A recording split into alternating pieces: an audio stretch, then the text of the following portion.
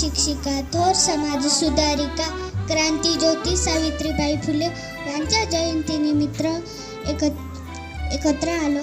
ज्ञानाच्या प्रकाशाने अज्ञानाचा अंधार दूर करणाऱ्या, स्त्री शिक्षणासाठी आयुष्य झोकून देणाऱ्या सावित्रीबाई फुले यांना आमचा मानाचा मुजरा. आजच्या कार्यक्रमाचे अध्यक्षस्थान इयत्ता 4थीची विद्यार्थिनी तनिष्का हिने स्वीकारावे अशी मी विनंती करी.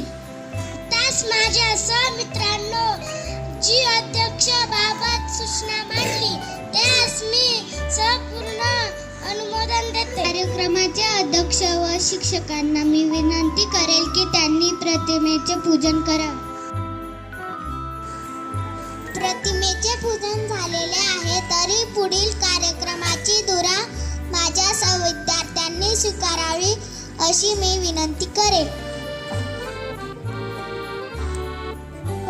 आपले मनोगत व्यक्त करण्यासाठी येत आहे इयत्ता 1लीचा विद्यार्थी लक्ष लिचका.